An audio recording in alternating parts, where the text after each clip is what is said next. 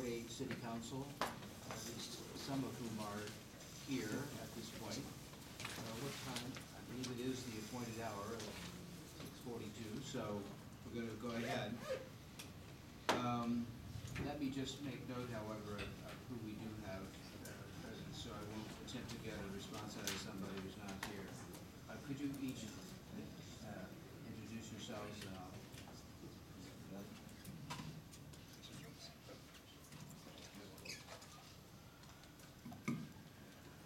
Good evening.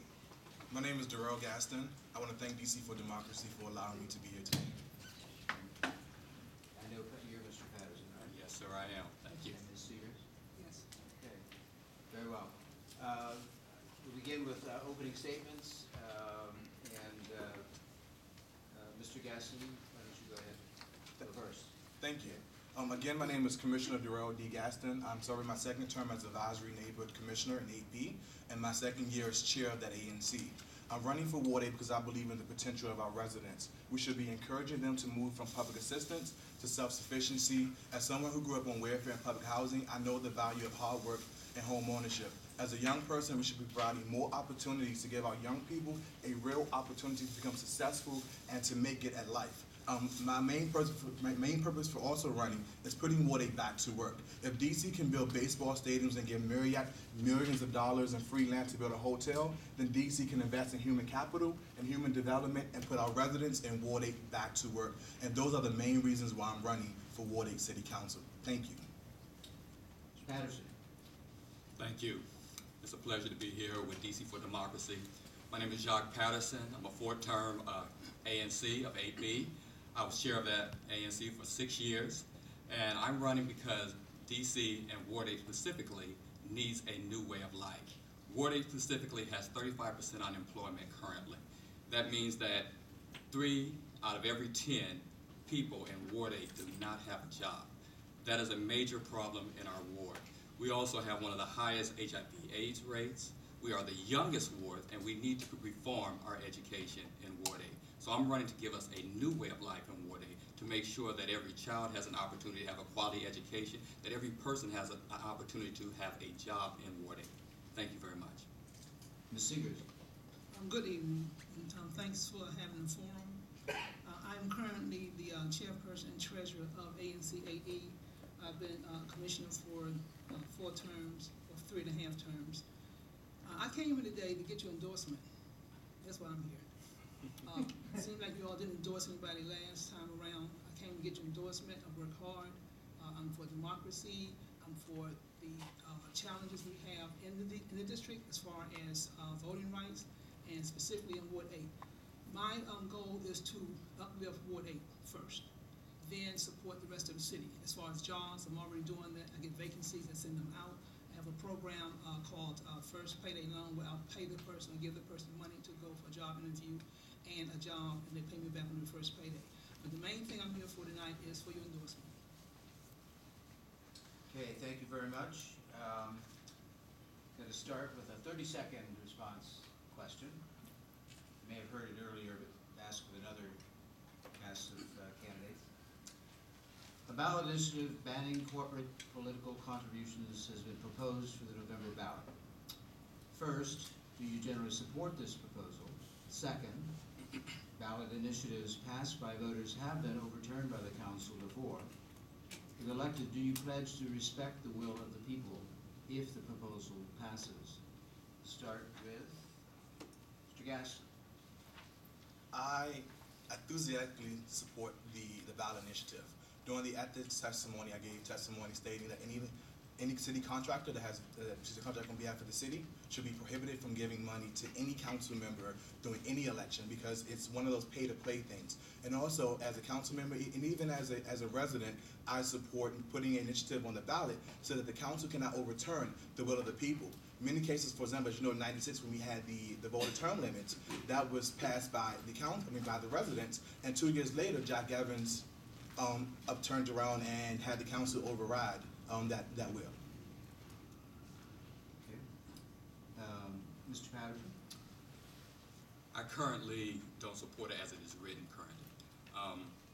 I have said early on, I went on Discuss DC and said I oppose and will not do any type of bundling and anything used by the LLCs, these mystery LLCs that are used to write numerous checks. So I want to make sure that that is not done, but I do not support the initiative as it is written. But if it does pass, I do respect the will of the people and will adhere to it. Ms. Seegers? Yes, I think that the city council, once the voters vote their way, I think they should stay out of it, and if anything, make laws to govern what was voted on.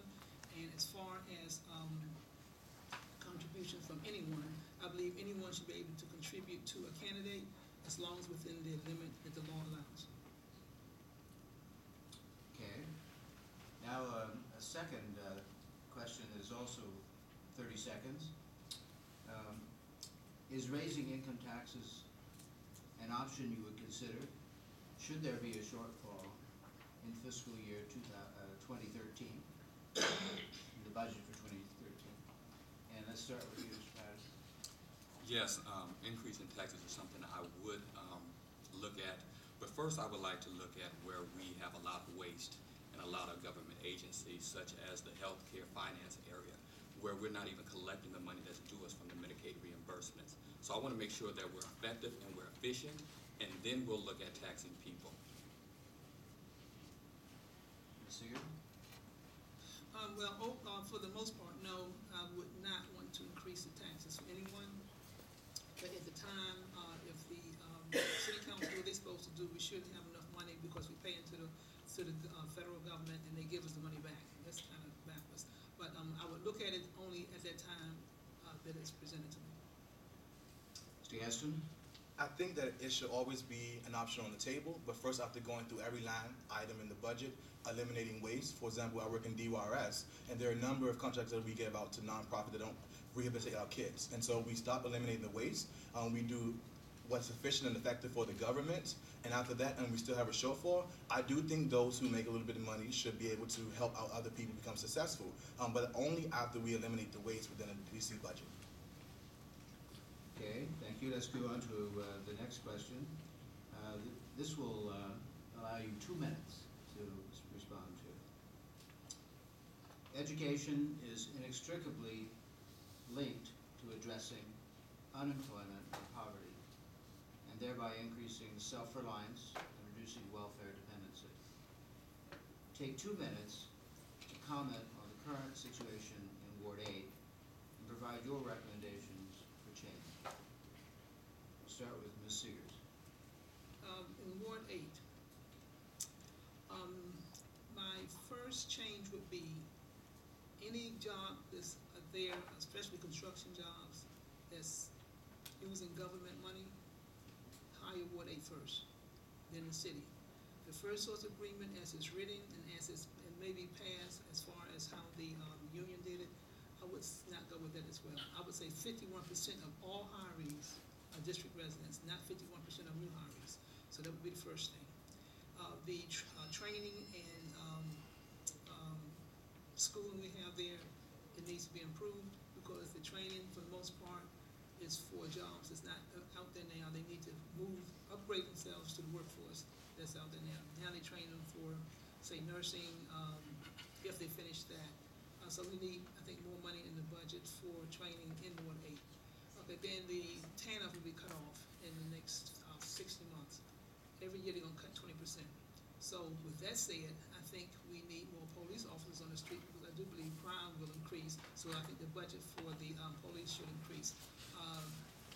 And to hopefully stop them from going to prison, we can put them in some type of program, stay at Baloo because some of them need a GED or anything that helps them get an education to get a job, to become self-sufficient.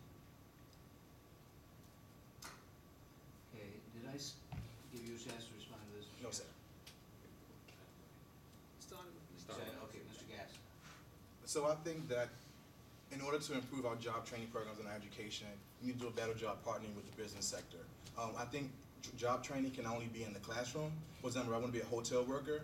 I can only learn but so much in the classroom. So we should be partnering with Marriott, the same organization we gave $80 million to build a hotel, to train our residents in Ward 8 to learn how to do to hotel employment. Another thing that we need to do is hold our nonprofits accountable who gets this money to do job training And another thing that we did as an ANC is that we launched Educate Ward 8, which is a public-private partnership with the businesses located in our ANC that is providing financial benefit to the schools and also to our nonprofits to do education enrichment programming. And so I think if we be creative in how we can approach a situation, we can get a lot of people trained and also get a lot of people skills to not only to get a job, but to gain a career in whatever field they desire to be in.